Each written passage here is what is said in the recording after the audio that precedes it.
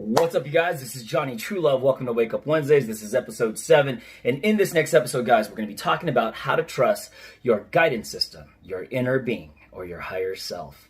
And if you're not sure if the voices in your own head are just playing tricks on you and you think it's you, which it's always just going to be you, and how to know and tune yourself in to the things that you really do want, and you're making sure that the impulses that you're receiving is where your inner being is trying to guide you. All right, without further ado, let us jump right into this. I told you before I laid my eyes on you. I'm not too sure, I just can't take my eyes off you.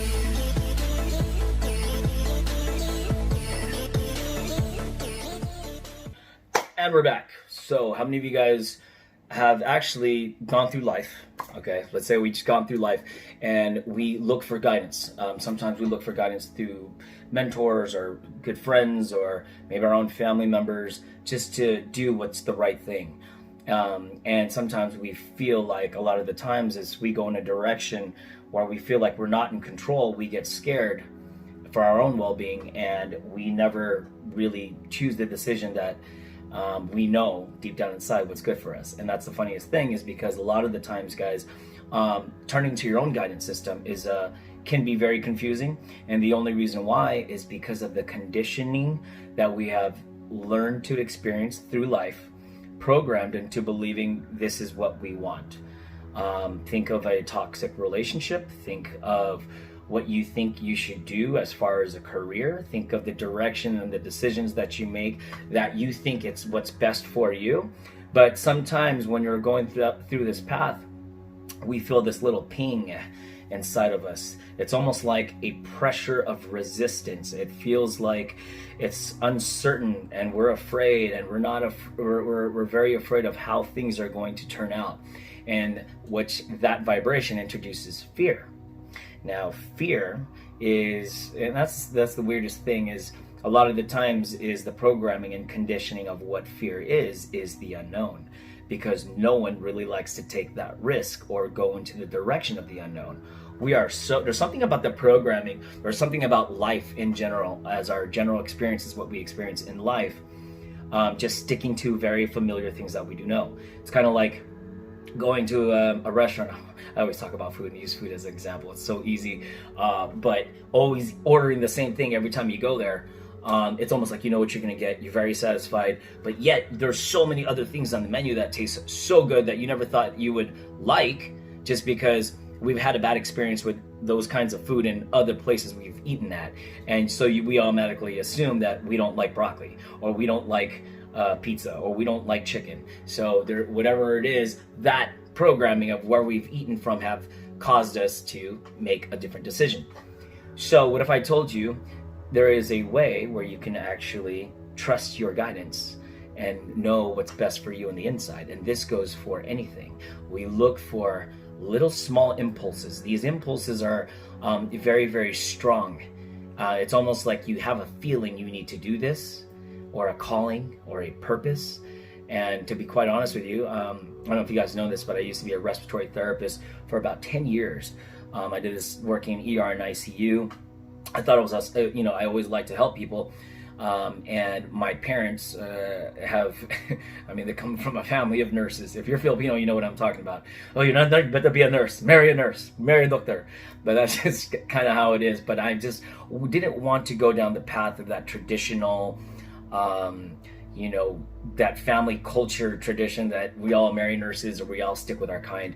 And I was just one of those ones. But yet if I break the pattern of the family, I'm considered the black sheep, or the person who is a problem child. And you know what's the funniest thing is, even though I went into the medical field for about 10 years, there was a calling or a purpose for me that I felt that was much stronger, that was unfulfilling than more just the paycheck. I mean, it's great money, don't get me wrong, it's cool, but I just feel it limited, and I found it to be unfulfilling. I just felt like I was a moving robot doing the job, but there was no passion in it for me that was left. What was left was an empty feeling, and I found myself just drifting into space, working on my other passions while I was at work. To be quite honest with you, that's what it felt like. And that's when I knew that there was a deeper meaning to my purpose. Yes, you can save lives. I think that's great. If you guys love doing that, more power to you. I just felt like I wanted to make a difference and help people in their life in another way, and understanding emotion and your consciousness and energy and flow, and how to get into a happy state and attract everything in life to you, and whatever that means to you, and talking to and falling in love with yourself and being loved so you can attract love. All that is what really mattered to me. And holding my name is True Love. Look at that. True Love! Sorry, I have to do that. And understanding what this is. Sorry for the rant. But have you guys ever had that feeling where you understood that you wanted to do something, you really weren't sure, so you keep weighing out your options. You weren't sure, you weren't in a place of clarity to understand the decision that you were going to make is going to be the right one. And there's something about that, guys, because a lot of the times this is how I would make decisions, and understanding what my guidance system is. I don't know what your inner being is, or your higher self, or what it tells you, or what it talks to you. But here's a really, really good, effective way that I found for me to actually tune in to your higher self, and the answer to your questions will be far more clear than you pressured into making a decision. And so I've found myself found a way to use what we call meditation, or other forms of meditation that stop thought. Okay, let me give you an example. So let's say you're choosing between two jobs. Okay, you're not really sure what to pick. One pays more, one has better benefits, and it's just, you're kind of just all over the place. Okay, and you have all this stuff coming towards you, and you are put in a position what was once very desperate, now in a position full of abundance of jobs that are coming your way, and you just want to make sure you're making the right decision. Now, how do we tune into ourself and weighing out the options, what works best? Now, ask yourself this question: how do I feel when I'm making this decision?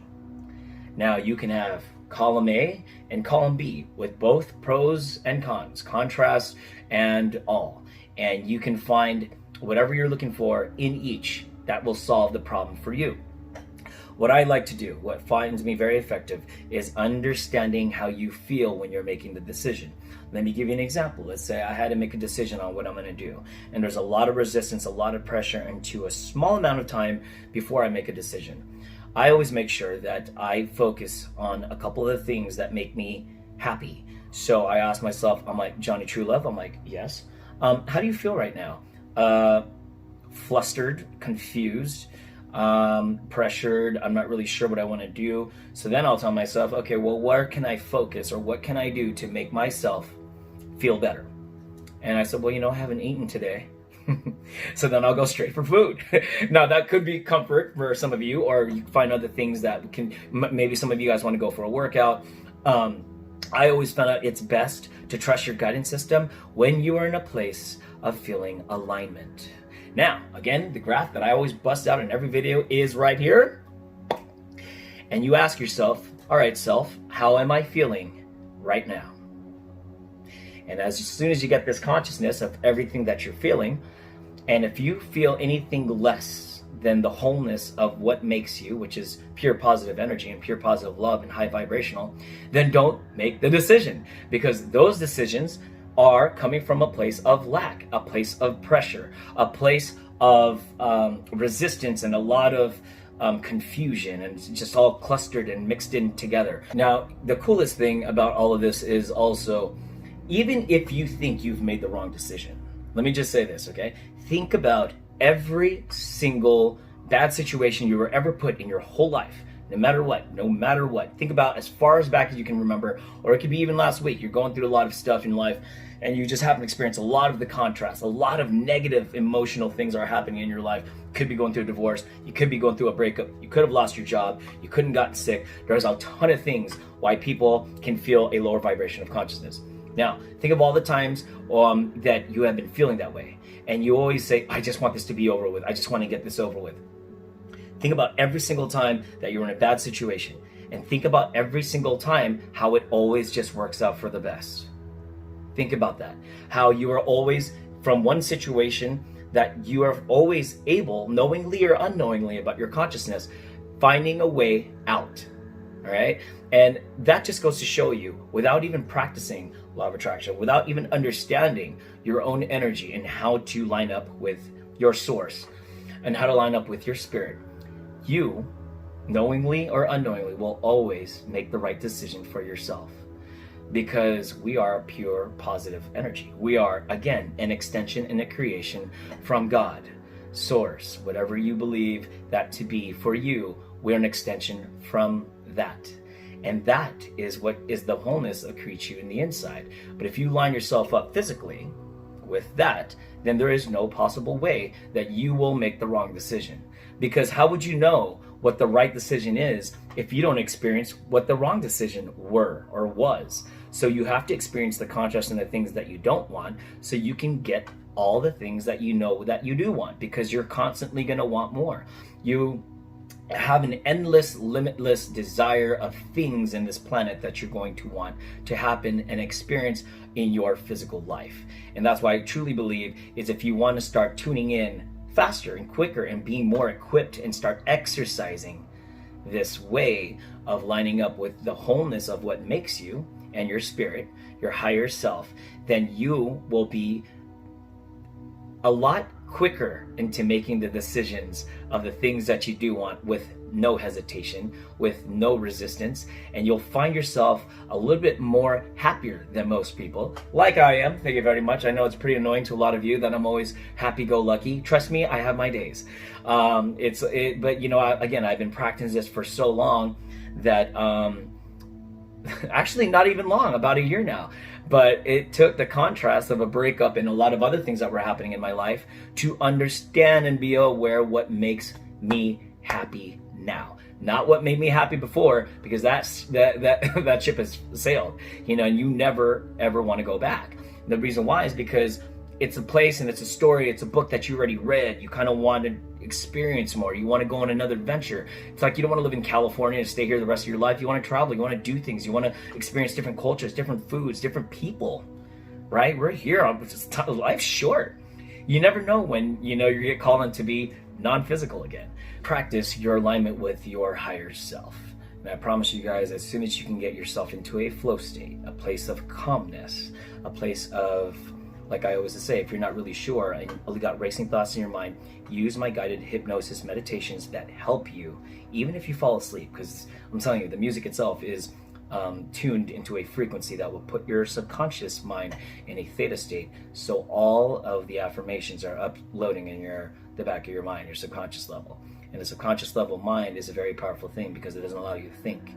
It just allows you to imprint and rewire a story that you do want for yourself that feels good.